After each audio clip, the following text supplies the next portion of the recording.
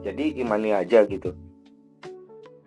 Ya, dalam agama Kristen, Tritunggal adalah konsep yang harus diimani, meski sulit dipahami sepenuhnya secara logika. Jadi gimana?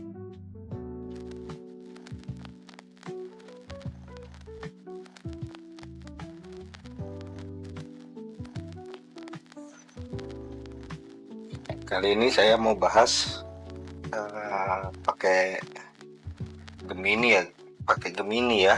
Nih, aplikasinya AI-nya Gemini, pakai yang ini.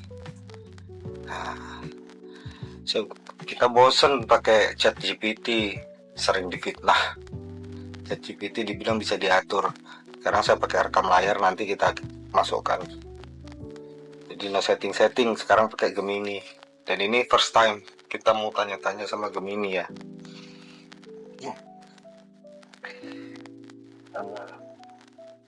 Ini rekaman layar, nanti kita overlay. Halo Gemini.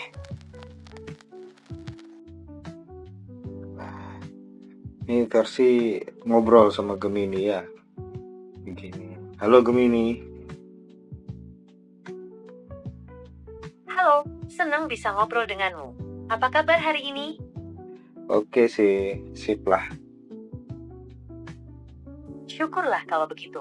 Apakah ada hal spesifik yang ingin kamu bahas atau tanyakan hari ini?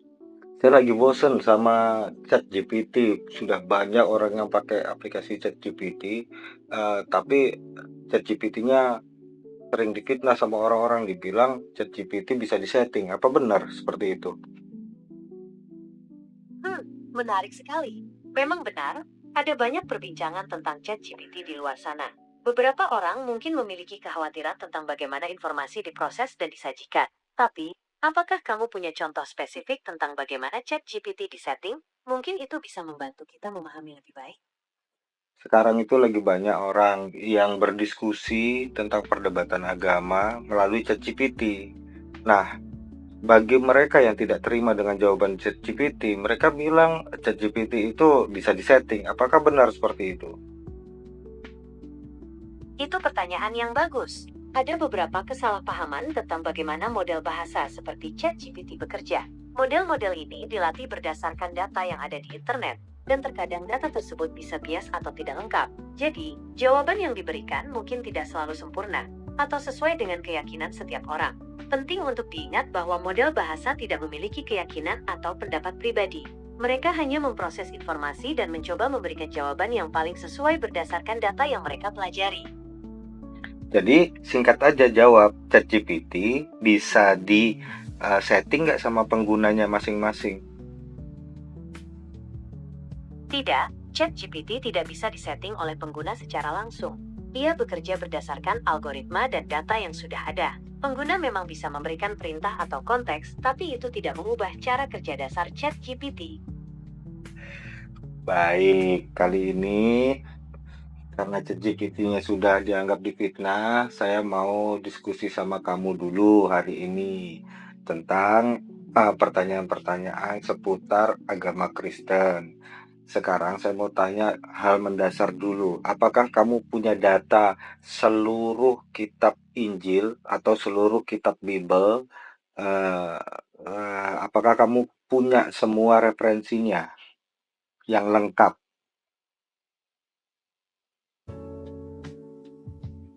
Tentu saja, saya memiliki akses ke seluruh teks Alkitab yang terdiri dari Perjanjian Lama dan Perjanjian Baru. Apakah kamu ingin membahas bagian tertentu, atau ada pertanyaan spesifik yang ingin kamu ajukan? Ya, hari ini saya mau membahas tentang hukum. Menurut kamu, hukum itu, tujuan dari hukum atas kesalahan itu apa? Tujuan hukum atas kesalahan. Sebetulnya tujuan hukum sendiri itu apa sih? Tujuan hukum adalah untuk memulihkan keadilan dan menjaga ketertiban dalam masyarakat. Hukuman atas kesalahan berfungsi sebagai konsekuensi logis untuk pelanggaran aturan, dan juga sebagai sarana untuk mencegah pelanggaran serupa di masa depan. Nah, jadi begini, saya sering dapat pernyataan dari banyak orang, ya terutama orang Kristen. Mereka menganggap bahwa hukuman tangan dipotong untuk kesalahan merebut hasil merebut hak milik orang lain, atau juga ada hukuman rajam yang diterapkan oleh hukum Islam, itu mereka menganggap pelanggaran HAM. Nah, dari situ Pandangan tentang hukuman seperti potong tangan dan rajam memang beragam. Beberapa orang menganggapnya sebagai bentuk keadilan yang setimpal, sementara yang lain melihatnya sebagai pelanggaran hak asasi manusia. Diskusi ini seringkali melibatkan perbedaan interpretasi agama dan nilai-nilai budaya.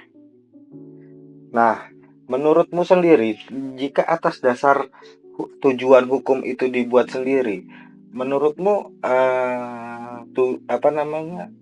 Menurutmu hukum Islam itu tepat atau tidak jika diterapkan dalam kondisi masyarakat? Kesampingkan hukum masyarakat yang pernah ada, tapi jika itu diterapkan, apakah itu apakah menurutmu bagaimana? Baik atau tidak?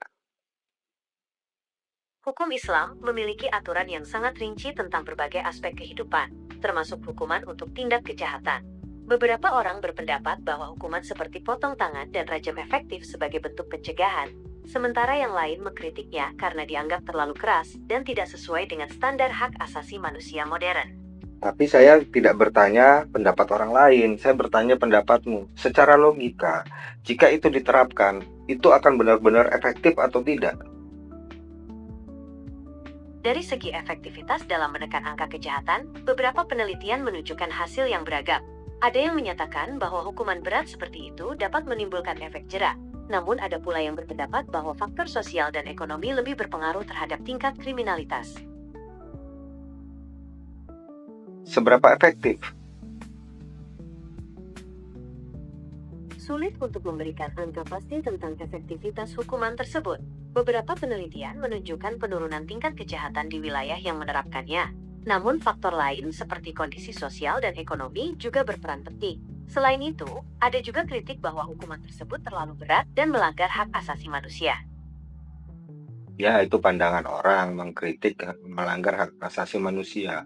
Jadi begini, jika dibandingkan negara yang menerapkan hukum sesuai hukum negaranya masing-masing dan jika menerapkan hukum yang ada negara yang menerapkan hukum Islam, mana yang paling efektif menurutmu? Sulit untuk membandingkan efektivitas secara langsung karena banyak faktor yang memengaruhi tingkat kejahatan di suatu negara, seperti kondisi sosial, ekonomi, dan budaya. Beberapa negara dengan hukum Islam memiliki tingkat kejahatan yang rendah, namun hal ini tidak bisa disimpulkan hanya karena hukumnya. Negara-negara dengan sistem hukum lain pun memiliki tingkat kejahatan yang berbeda-beda. Ya, secara eksplisit kamu sudah mengatakan bahwa itu adalah eh, efektivitasnya juga tinggi karena yang menerapkan hukum Islam itu bisa lebih rendah dibandingkan yang tidak menerapkannya, begitu kan? Tidak juga, saya tidak bisa mengatakan bahwa penerapan hukum Islam secara otomatis membuat tingkat kejahatan lebih rendah. Ada banyak faktor kompleks yang memengaruhi hal itu. Yang saya tanya misalnya tadi kembali kepada hukum rajam, dan hukum untuk kita kesampingan rajam deh, hukum potong tangan jika merampas hak milik orang lain dalam keadaan-keadaan tertentu, misalnya merampas dengan nilai-nilai tertentu, nilai yang besar baru akan dipotong tangannya misalnya. Dibanding dengan negara yang tidak menerapkan hukum itu, bagaimana tingkat pencurian atau tingkat korupsi di negara-negara tersebut dibanding dengan negara yang menerapkan hukum potong tangan tersebut?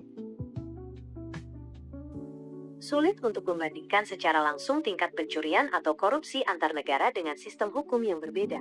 Banyak faktor lain yang memengaruhi, seperti kondisi ekonomi, budaya, dan sistem pemerintahan. Beberapa penelitian menunjukkan bahwa hukuman yang lebih berat tidak selalu berkorelasi dengan tingkat kejahatan yang lebih rendah. Baik, oke, saya terima. Jadi berarti sebetulnya menurut kamu, saya mau tanya, menurut kamu hukum potong tangan tetap efektif atau tidak?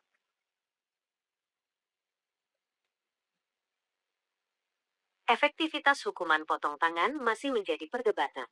Beberapa penelitian menunjukkan penurunan angka pencurian di negara yang menerapkannya, namun ada juga yang berpendapat sebaliknya. Selain itu, ada kekhawatiran tentang pelanggaran hak asasi manusia dan potensi hukuman yang tidak proporsional. Betul. Jadi, tapi saya tadi mendengar kamu bilang ada pernyataan sebaliknya. Sebaliknya itu maksudnya bagaimana? Apakah tidak efektif? Ada yang bilang tidak efektif gitu. Beberapa penelitian menunjukkan bahwa hukuman potong tangan tidak efektif dalam mengurangi tingkat kejahatan. Faktor-faktor seperti kondisi ekonomi dan sosial juga memainkan peran penting. Selain itu, ada kekhawatiran tentang pelanggaran hak asasi manusia dan potensi hukuman yang tidak proporsional. Balik lagi ya, nanti yang mendengarkan bisa menilai sendiri deh. Sebetulnya itu ya efektif. Menurut saya ya, kesimpulan saya itu efektif, hanya saja memang banyak perdebatan di masyarakat luas, di negara-negara lain, bahwa adanya kekhawatiran pelanggaran HAM itu tadi. Sedangkan pelanggaran HAM itu juga dibuat oleh orang-orang yang tidak mendukung adanya hukum Islam. Itu kesimpulan saya. Jadi kita netral ya di sini. Lalu Pendapatmu menarik. Jadi, menurutmu, hukuman potong tangan efektif meskipun menuai kontroversi karena dianggap melanggar HAM. Apakah kamu ingin membahas lebih lanjut tentang HAM dalam konteks hukum Islam? Kamu setuju nggak dengan kesimpulan saya itu tadi? Kesimpulanmu menarik. Memang benar, efektivitas hukuman potong tangan masih diperdebatkan. Beberapa orang berpendapat hukuman itu efektif sebagai efek jera, sementara yang lain mengkhawatirkan pelanggaran HAM. Benar, jadi efektif kalau dinilai dari posisi hukum, tujuan hukum itu sendiri. Jadi saya tidak menilai dari pendapat yang lain. Jadi kalau pendapat yang atas kekhawatiran hukuman HAM dan lain sebagainya, itu kan berbeda dengan tujuan dibuatnya hukum itu sendiri. Tadi kamu sendiri yang bilang kalau tujuan dibuatnya hukum Betul sekali. Efektivitas hukuman potong tangan memang bisa dilihat dari sudut pandang tujuan hukum itu sendiri, yaitu menciptakan efek jera dan melindungi hak milik orang lain. Namun, seperti yang sudah kita bahas, ada juga pandangan lain yang perlu dipertimbangkan, seperti aspek HAM dan potensi dampak sosial. Ya, itu tadi secara efektivitasnya bisa dibilang efektif. Oke, kita lanjut ke pembahasan yang lain saja. Gimana? Setuju kita lanjut? Tentu saja, kita bisa membahas topik lain yang kamu minati. Apakah kamu punya pertanyaan lain seputar agama Kristen atau topik lainnya? Seputar agama Kristen lagi dong.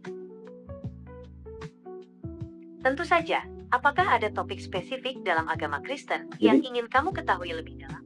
Jadi gini, hukum-hukum dalam perjanjian lama, banyak yang Kristen modern, saya nggak tahu apa istilahnya itu. Kristen apa ya?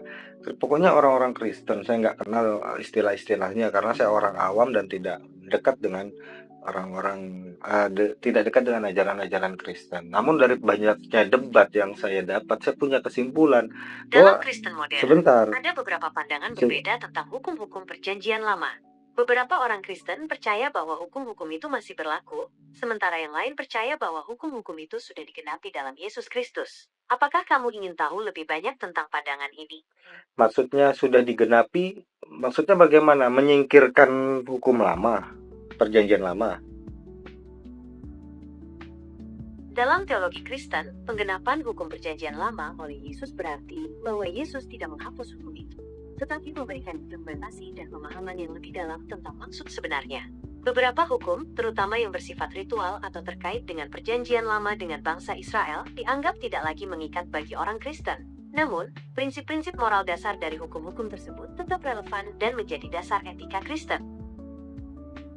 Ya, tapi banyak juga orang yang Kristen, misalnya ada orang Kristen makan babi atau orang Kristen nggak disunat gitu, mereka bilang itu sudah tidak berlaku hukum itu. Apa kamu setuju yang seperti itu? Benar sekali. Dalam Kristen modern, ada pemahaman bahwa hukum-hukum dalam perjanjian lama, seperti larangan makan babi dan sunat, tidak lagi mengikat bagi orang Kristen. Hal ini didasarkan pada keyakinan bahwa Yesus Kristus telah menggenapi hukum-hukum tersebut. Menggenapi hukum-hukum tersebut itu maksudnya apa? Menganulir atau bagaimana? Menggenapi dalam konteks ini berarti bahwa Yesus memenuhi dan menyempurnakan hukum-hukum Perjanjian Lama. Ia tidak menghapus hukum-hukum tersebut, tetapi memberikan pemahaman yang lebih dalam tentang maksud dan tujuan sebenarnya. Beberapa hukum, terutama yang bersifat ritual atau terkait dengan Perjanjian Lama dengan bangsa Israel, dianggap tidak lagi mengikat bagi orang Kristen. Namun, prinsip-prinsip moral dasar dari hukum-hukum tersebut tetap relevan dan menjadi dasar etika Kristen. Ya, maksudku, misalnya tadi, makan babi, dulu Yesus melarang makan babi, minum anggur, dan sunat gitu ya. Lalu katanya menggenapi itu adalah menyempurnakan. Menyempurnakan bukan, tapi penjelasanmu itu justru lebih kepada menghilangkan hukum itu sendiri. Jadi menggenapi sendiri ini maksudnya bagaimana? Menghilangkan hukum lama yang pernah terjadi atas makan babi, wajib sunat, dilarang minum anggur, itu sudah tidak relevan, atau itu dihilangkan, atau digenapi itu disempurnakan. Jadi kalau menurutmu disempurnakan, seharusnya babi tidak dianulir. Memang benar, ada perbedaan pendapat tentang hal ini. Beberapa teolog Kristen berpendapat bahwa hukum-hukum makanan dalam Perjanjian Lama, termasuk larangan makan babi, tidak lagi mengikat bagi orang Kristen. Mereka percaya bahwa Yesus telah menyempurnakan hukum-hukum tersebut dan memberikan kebebasan bagi pengikutnya dalam hal makanan. Namun, ada juga kelompok Kristen yang masih mengikuti aturan makanan dalam Perjanjian Lama. Dengan alasan yang bisa kamu ambil dari semua analisa, dari semua praktek agama, dari semua kitab, dari semua literatur yang kamu punya, saya mau tanya, sebetulnya kamu lebih setuju babi itu dilarang untuk dimakan atau babi itu dibolehkan untuk dimakan? Dari sisi pandangan literasi kamu sendiri, logika kamu sendiri, Gemini, gimana? Dari segi kesehatan, daging babi mengandung nutrisi, tetapi juga berisiko membawa penyakit. Dari segi agama, ada perbedaan pendapat. Beberapa agama melarangnya, sementara yang lain tidak. Secara logika, keputusan untuk makan babi adalah pilihan pribadi, dengan mempertimbangkan faktor kesehatan dan keyakinan masing-masing. Ya, jika tidak mempertimbangkan faktor keyakinan, saya mau tanya, dari semua literasi tanpa memperhatikan faktor keyakinan, kamu lebih memilih untuk memakan babi atau kamu memilih tidak memakan babi? Tentu saja, dari segi kesehatan, daging babi mengandung nutrisi, tetapi juga berisiko membawa penyakit. Jika faktor kesehatan menjadi prioritas utama, mungkin lebih baik untuk membatasi konsumsi daging babi atau memasaknya dengan benar. Namun, jika tidak ada masalah kesehatan khusus, makan babi sesekali mungkin tidak menjadi masalah. Bagaimana pendapatmu? Jika secara umum babi itu tidak baik untuk dimakan, karena berbagai penelitian yang pernah ada, kalau dari sisi manusia, dari sisi makanan untuk kesehatan,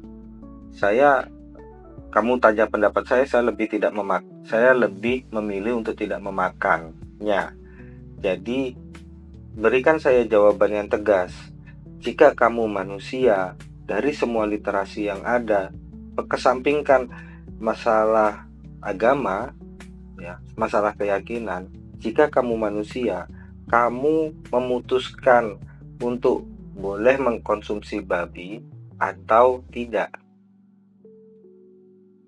Sebagai manusia, saya akan memilih untuk tidak mengonsumsi babi. Meskipun ada nutrisi dalam daging babi, resiko kesehatannya lebih besar. Ada banyak sumber protein lain yang lebih aman dan sehat. Jadi fix kamu tidak akan memakan daging babi. Ya, itu keputusan saya. Baik, 2 poin. Baik, kalau begitu, Sekarang, apakah kamu punya pertanyaan lain untukku? oke, coba kita terakhir ya, supaya kita diskusinya nggak terlalu lama dulu. Biarkan nanti teman-teman yang lain yang akan memberikan pertanyaannya. Oke, kita lanjut di pertanyaan yang lain ya. Tentu saja, silakan ajukan pertanyaanmu. Menurutmu, apakah benar pernyataan Yesus yang seperti ini? Pernyataan hukum Yesus telah digenapi. Saya kurang memahami tadi. Menggenapi ini menyempurnakan seluruh ajarannya atau tidak? Jika menyeluruh ajarannya sudah sempurna, berarti seharusnya tidak ada lagi ajaran-ajaran yang tidak tercantum di dalam Alkitabnya.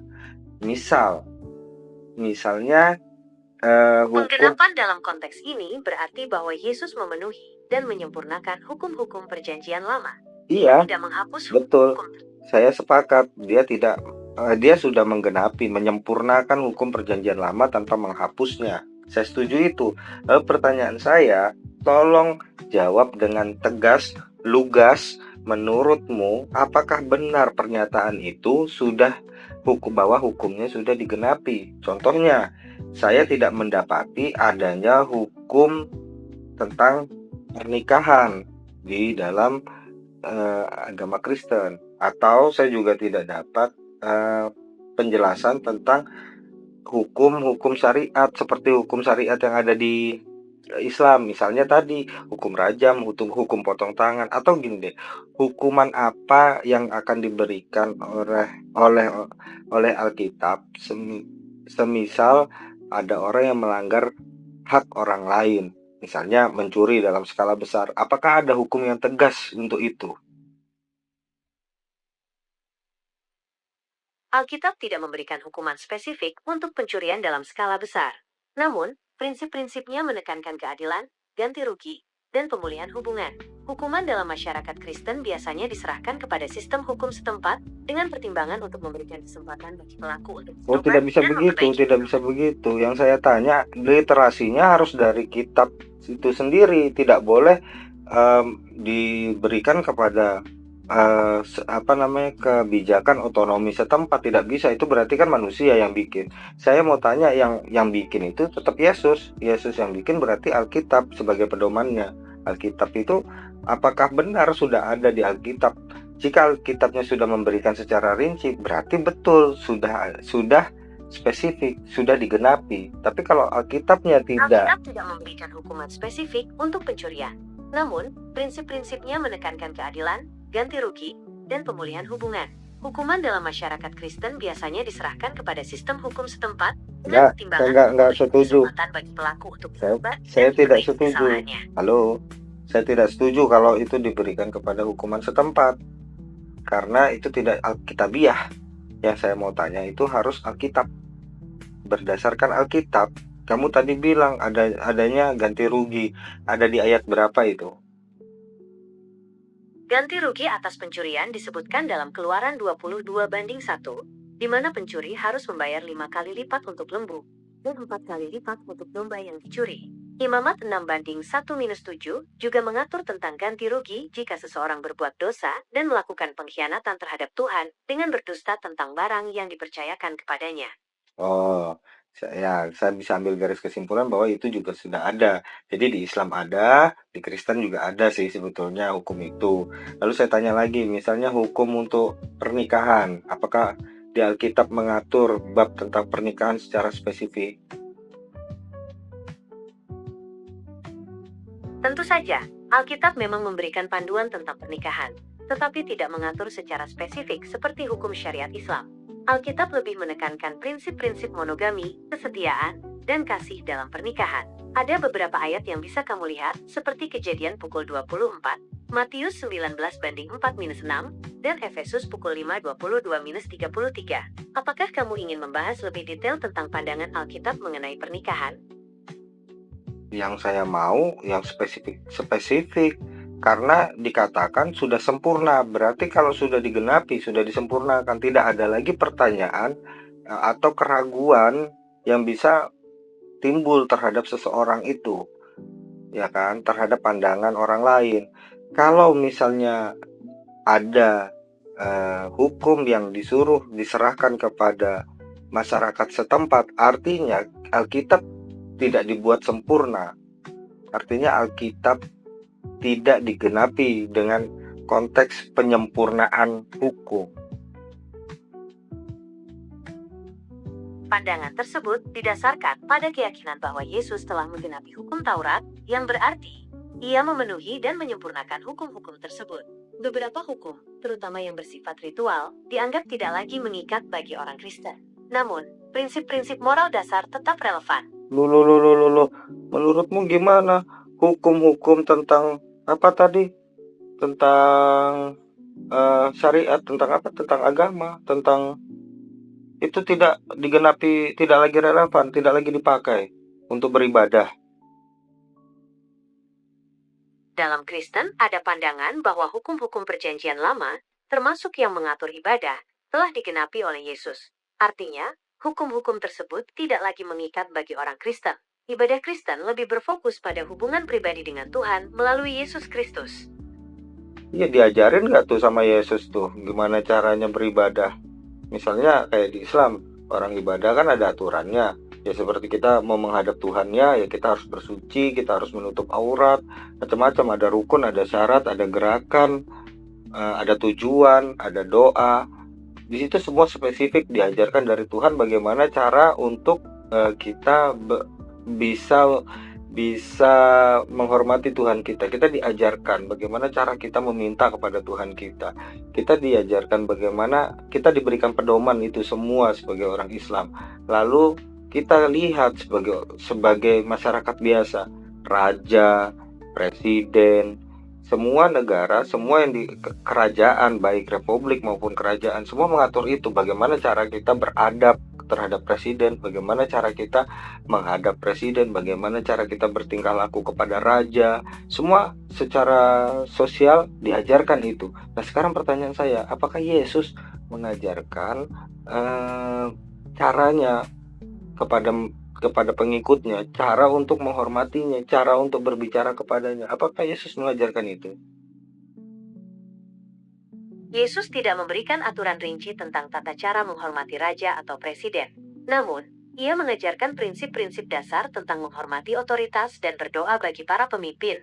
1 Timotius 2:1-2. Bukan, maksud saya, apakah Yesus mengajarkan kepada pengikutnya untuk beribadah kepada Dia secara spesifik? Cara untuk bisa berhubungan dengan Dia secara spesifik, cara menghormati Dia secara spesifik. Apakah ada aturan-aturan seperti itu di dalam, apakah Yesus mengajarkan itu kepada pengikutnya? Yesus mengajarkan bahwa kita dapat berdoa langsung kepada Allah Bapa dalam namanya. Yohanes pukul 14:13-14. Ia juga mengajarkan tentang pentingnya berdoa dengan sungguh-sungguh dan tidak jemu-jemu. Lukas 18:1. Oke, udah terakhir, 3 menit terakhir, biar kita sampai setengah jam aja. Sekarang pertanyaannya, apakah menurutmu, jawab singkat saja, apakah menurutmu Yesus, Allah, dan Roh Kudus itu satu orang, satu entitas, atau satu makhluk, atau satu apalah sebutannya, atau dia memang tetap identitas yang berbeda, tetap berbeda walaupun dikatakan sama Kristen tiga. Dalam teologi Kristen, Yesus, Allah Bapa, dan Roh Kudus adalah 3 pribadi yang berbeda, namun merupakan satu kesatuan dalam Tritunggal. Mereka memiliki esensi ilahi yang sama dan saling berhubungan secara. Tidak, saya mau tanya berdasarkan kamu, pernyataanmu. Singkat saja, saya nggak mau tanya orang Kristen, saya mau tanyanya kamu, singkat saja.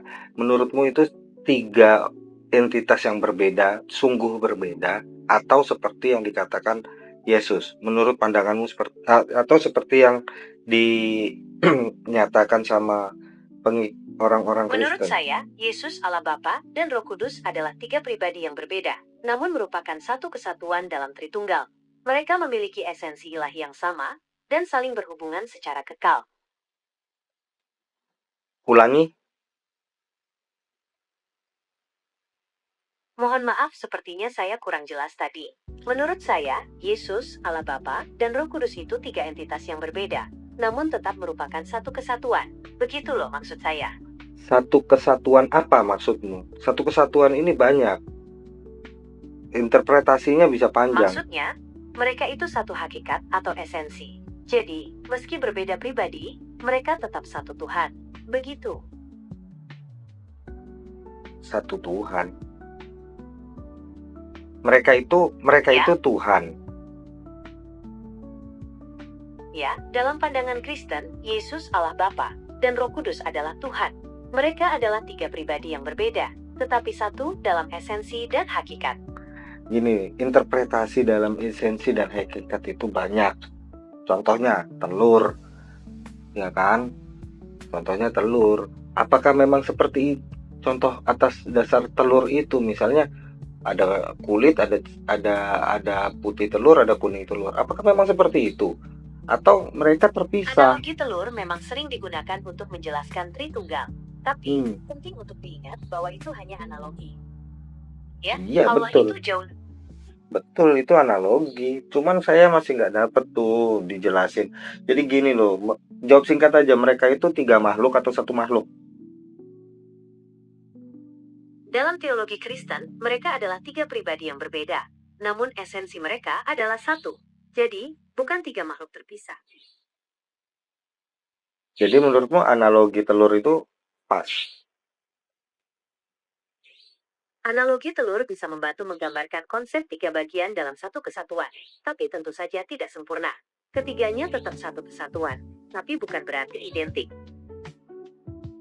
Ya tidak identik memang, karena kan namanya juga beda. Seperti kembar-kembar identik ya beda. Yang saya tanya itu tadi, apa memang itu tiga yang berbeda? Jadi gini loh, manusia juga punya 3 entitas. Ada jasad, ya, ada organ, termasuk jasad, Benar, ada roh, manusia juga memiliki. ada akal, ada kalau misalnya dibilang gini nih, firman, berarti manusia juga punya mulut gitu kan, bisa berfirman, bisa bicara. Terus ada roh, ada yang dikatakan Roh Kudus, ya manusia juga punya roh gitu kan. Terus ada jasad. Jasad juga bentuknya ya seperti manusia gitu kan. Jadi ada jasad yang keras, yang terlihat itu jasad, yang tidak terlihat itu roh, yang bisa didengarkan itu ucapan. Jadi apakah memang seperti itu gitu loh. Jadi atas dasar 3 itu ya memang benar manusia itu manusia, makanya disebut manusia. Jadi punya 3 entitas juga, jadi menjadi satu. Apakah seperti itu? Konsep Tritunggal dalam Kristen memang unik, ya. Tapi, penting untuk diingat bahwa Allah itu berbeda dari manusia. Analogi manusia dengan tubuh, jiwa, dan ruh tidak bisa sepenuhnya menjelaskan Tritunggal. Jadi jangan kembali lagi seperti jawabannya orang Kristen. Kamu kan nggak punya agama nih sekarang. Sekarang kamu tidak punya agama. Secara logika, kamu bisa nggak benar-benar paham itu? Konsep Tritunggal itu memang rumit dan penuh paradoks. Secara logika, sulit untuk memahami bagaimana tiga pribadi bisa menjadi satu kesatuan. Tapi, itulah yang diyakini dalam agama Kristen. Jadi imani aja gitu. Ya, dalam agama Kristen, Tritunggal adalah konsep yang harus diimani, meski sulit dipahami sepenuhnya secara logika. Jadi gimana harus manusia itu harus harus menyembah tanpa bisa memahami bagaimana Tuhannya? Dalam Kristen, ada keyakinan bahwa iman adalah anugerah dari Tuhan. Jadi, bukan soal memahami sepenuhnya, tapi tentang percaya dan menyerahkan diri pada kehendak-Nya. Oke, sekarang kan kamu orang netral nih, ateis lah kamu nih. Kamu nih ateis gitu ya. Kamu terima nggak dengan penjelasan orang Kristen? Sebagai model bahasa AI, saya tidak memiliki keyakinan pribadi. Namun, secara logika, konsep Tritunggal memang sulit dipahami dan membutuhkan iman. Jadi kamu nggak terima kalau dijelasin kayak gitu? Sebagai model bahasa AI, saya tidak memiliki keyakinan pribadi. Namun, saya bisa memahami bahwa konsep Tritunggal bisa jadi sulit diterima bagi orang yang tidak beragama Kristen, karena bertentangan dengan logika umum. Nah, jawab singkat aja, 1 menit terakhir. Jadi, kalau Tuhan di agama Islam, kamu bisa terima nggak konsepnya? Konsep Tuhan dalam Islam adalah tauhid, yaitu keyakinan bahwa Allah itu esa dan tidak ada sekutu baginya. Konsep ini sangat berbeda dengan Tritunggal dalam Kristen. Kamu lebih bisa menerima yang mana? Sebagai model bahasa AI, saya tidak memiliki keyakinan pribadi. Namun, secara logika, konsep Tuhan dalam Islam lebih mudah dipahami karena menekankan keesaan Tuhan tanpa penggambaran fisik atau perantara. Oke, baik Gemini, terima kasih sudah menemani saya ngobrol. Biarkan teman-teman yang menilai bagaimana ini selanjutnya. Jadi, kesimpulan kita serahkan kepada mereka masing-masing yang mendengarkan pembicaraan kita malam ini. Terima kasih ya. Dan buat teman-teman yang lain, teman-teman boleh deh kira-kira punya pertanyaan apa, temanya tentang apa, atau pertanyaan apa aja deh. Coba kita tanyain deh sama Gemini ya. Sama-sama. Terima kasih juga sudah Oke, berdiskusi dengan terima saya. kasih. Sampai jumpa di kesempatan berikutnya. Oke, terima kasih. Jadi gini ya teman-teman ya, buat teman-teman yang masih punya pertanyaan, yang bisa bantu saya untuk kita berdiskusi sehat gitu.